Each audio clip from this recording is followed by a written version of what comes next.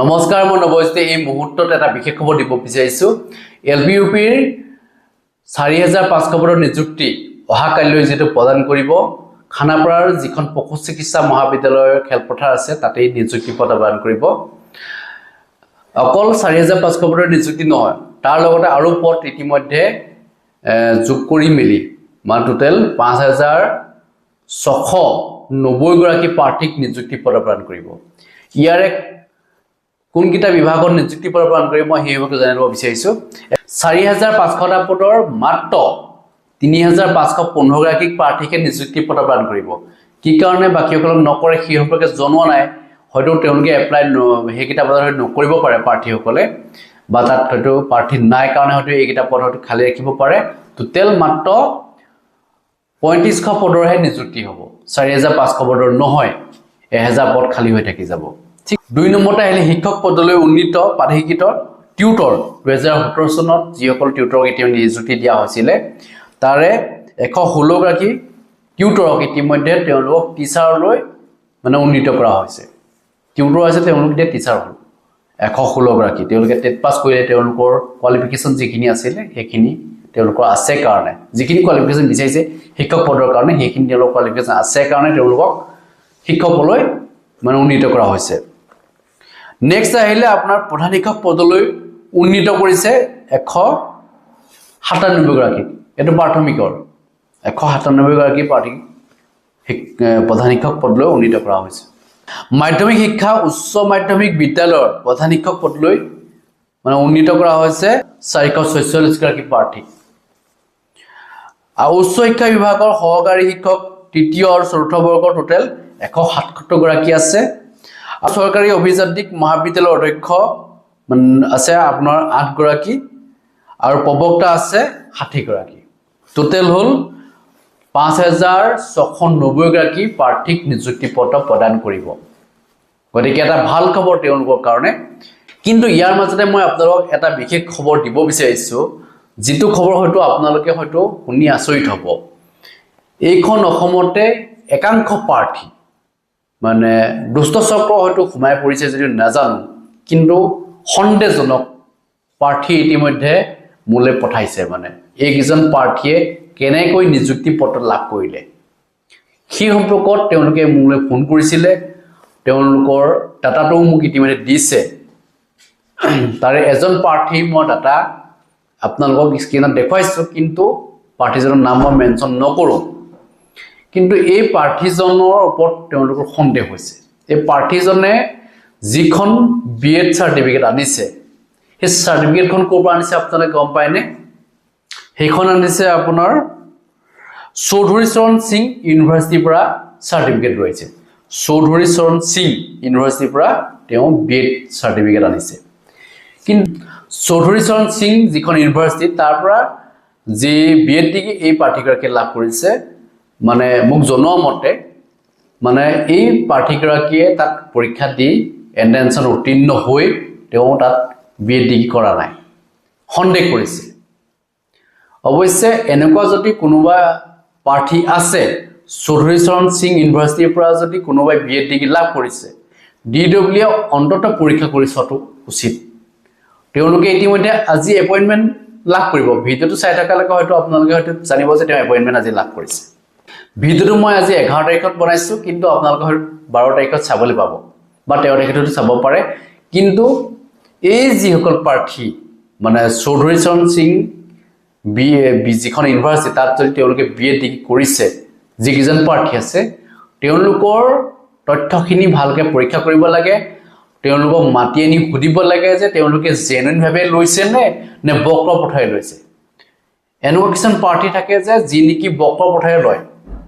কিন্তু এই যি কিজন প্ৰাৰ্থীয়ে ফালৰ পৰা মোলে ফোন আহিছে ফোন কলত তেওঁলোকে জনাইছে যে প্ৰাৰ্থী কিজন ভুৱা হয় তেওঁ বিএড ডিগ্ৰীটো ভুৱা হয় বুলি কৈছে গতিকে এই প্ৰাৰ্থীজনৰ ওপৰত যি তেওঁলোকে অভিযোগ আনিছে গতিকে মই জনাব বিচাৰিছো যে যদি তেওঁ ঠিকভাৱে লৈছে কোনো টকা দি লোৱা নাই বা তেওঁ বক্ৰ পঠাই লোৱা নাই তেতিয়া হলে তেওঁ ঠিকই আছে পৰীক্ষা যদি দি লৈছে যদি লোৱা নাই তেতিয়া হলে পৰীক্ষা কৰি চোৱাটো উচিত বুলি মই ভাবোঁ কাৰণ টেকনো গ্লোবেল ইউনিভাৰ্চিটিৰ পৰা BEd ডিগ্ৰী লোৱা প্ৰাৰ্থীসকলক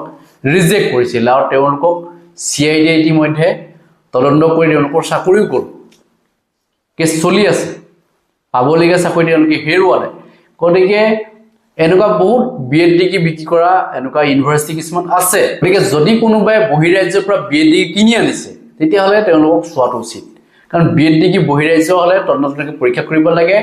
CID দল পঠাব লাগে যাতে তেওঁলোকে প্ৰকৃততে জেনুইন ভাৱে লৈছে নে বক্ৰ পঠাই লৈছে এইখিনি তদন্ত কৰিব লাগে যদি তদন্তত যদি একো নাপায় তেতিয়া ঠিকে আছে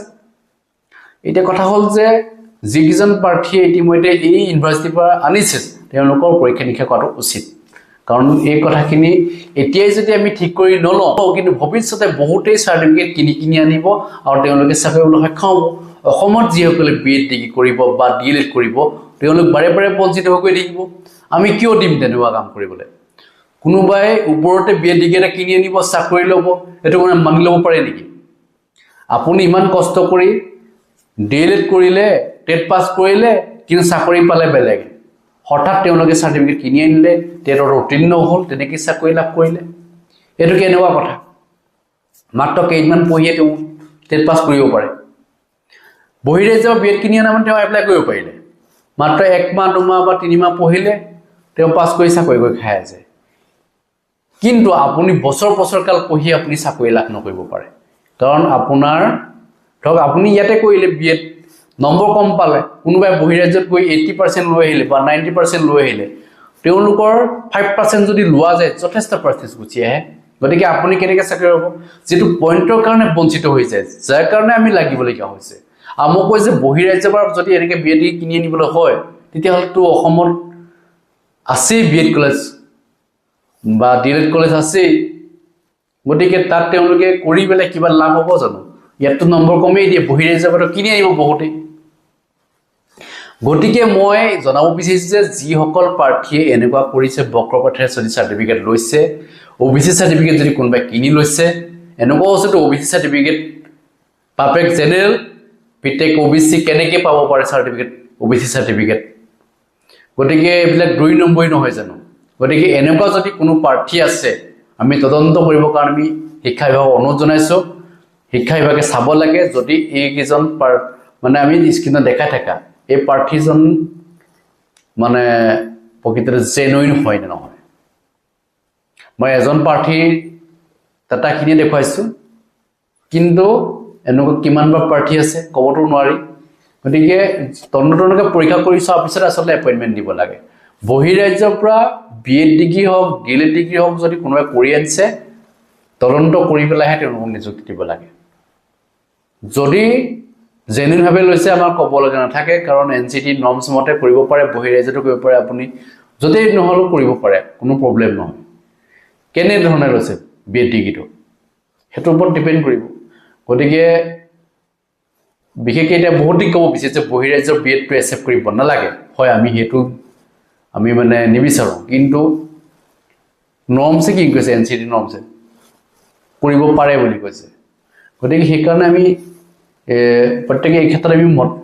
মাত নামাতো কাৰণ পাৰে তেওঁলোকে কিন্তু জেনুইন ভাৱে লৈছে নে কিনি লৈছে হেতু ওপৰত ডিপেন্ড কৰিব যদি জেনুইন ভাৱে লৈছে তেতিয়া প্ৰবলেম নহয় মানে কি তেওঁ পৰীক্ষা শিক্ষা দি মিলি লৈছে কোনো সমস্যা নাই পৰীক্ষা দি দেখি কোনোবাই কিনি আনিব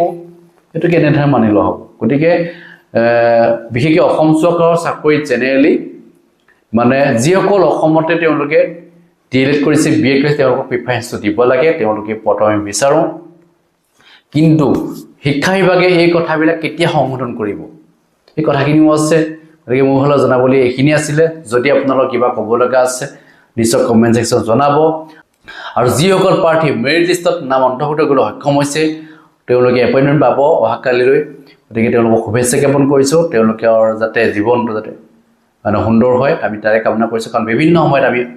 তেওঁলোকক সহায় কৰি আহিছিলো আৰু অৱশেষত তেওঁলোকে সেইখিনি ফল লাভ কৰিছে ধন্যবাদ জয়